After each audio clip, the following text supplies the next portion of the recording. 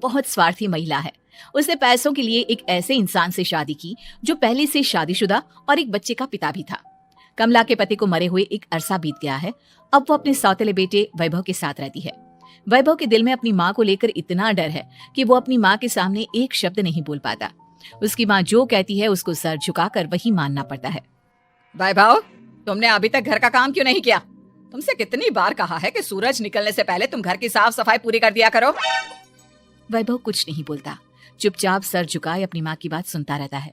तभी पास में खड़ा नौकर सुखराम कहता है, मालकिन, वैभव बाबा को रात से तेज बुखार है, इसलिए वो सुबह जल्दी उठ नहीं पाए।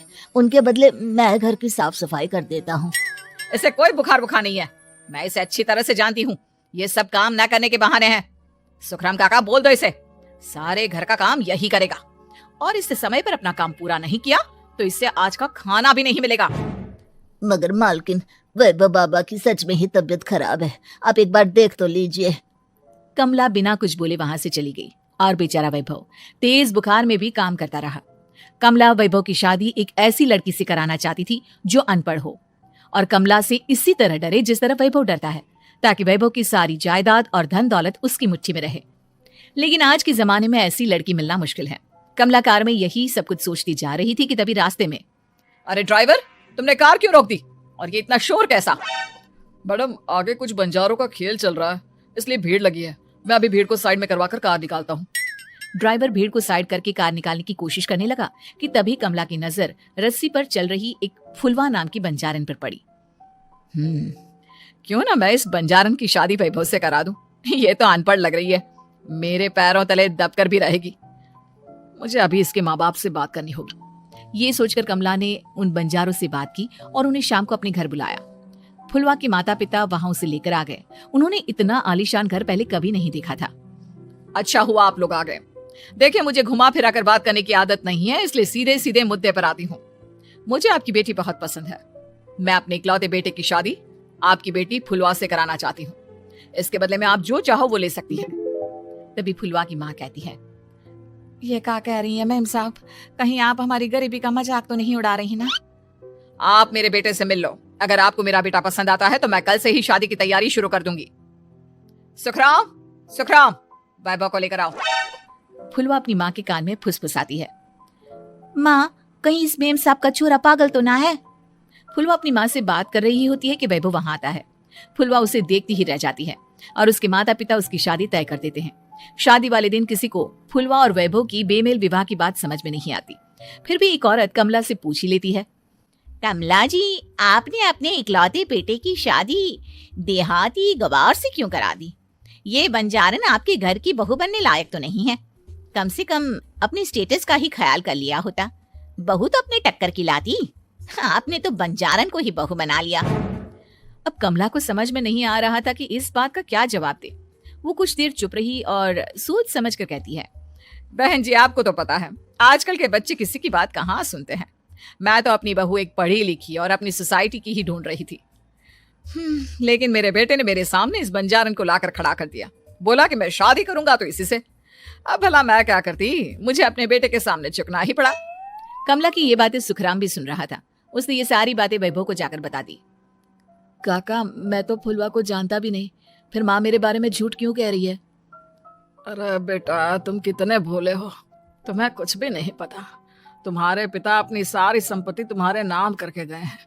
तुम्हारी माँ नहीं चाहती कि यह संपत्ति तुम्हें मिले, इसलिए उन्होंने तुम्हारी अनपढ़ लड़की से शादी करवाई ताकि तुम्हारी तरह वो भी अपने हक के लिए आवाज ना उठा सके।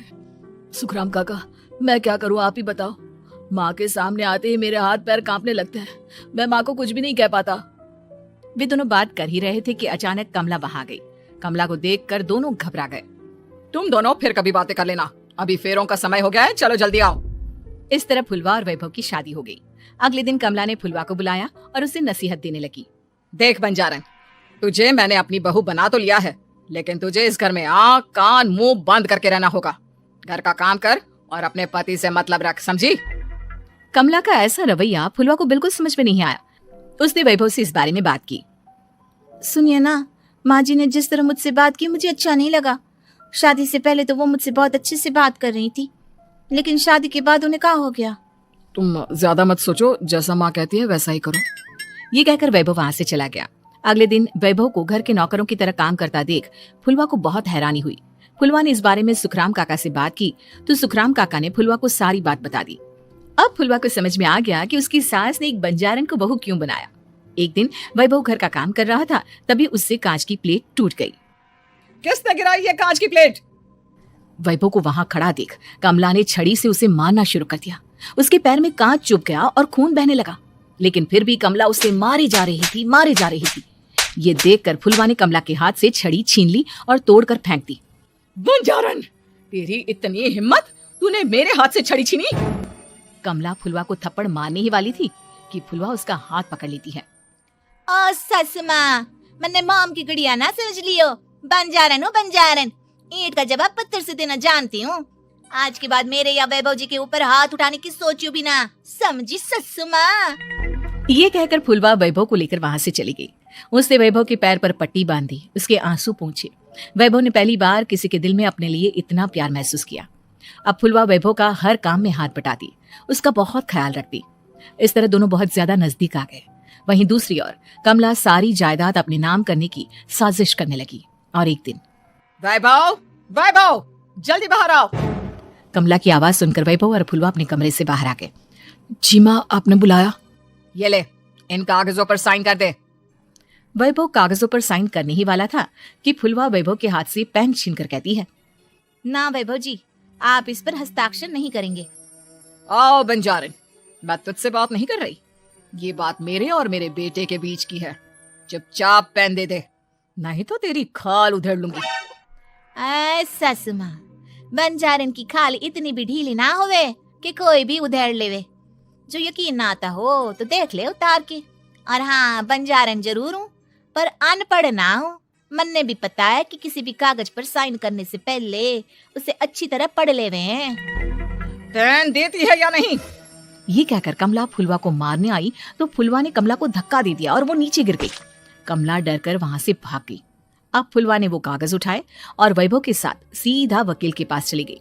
वकील ने वो कागज देखी और फुलवा को बताया, वैभव के पिता की सारी जायदाद और संपत्ति वैभव के नाम है, लेकिन वैभव की सौतेली माँ इस संपत्ति को अपने नाम कराना चाहती है, इसलिए इन कागजों पर वो साइन करा रही थी। तो अब हमें क्या करना चाहिए वकील साहब? वकील ने फुलवा और वैभव को सब कुछ अच्छी तरह से समझा दिया। अब दोनों घर पर पुलिस को लेकर पहुंचे।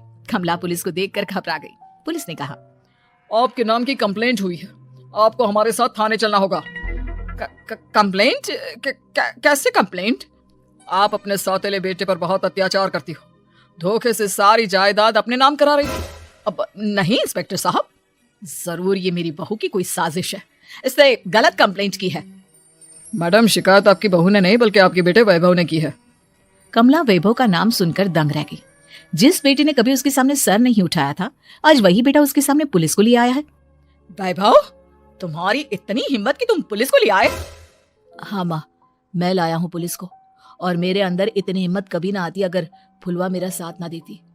आपने बंजारन बहू को लाकर अपने ही पैर पर कुल्हाड़ी मारी है माँ। मैडम, अब की बात खत्म हो गई हो तो चलो हमारे साथ। वैभव, मुझे माफ कर दो, मुझे थाने मत भेजो।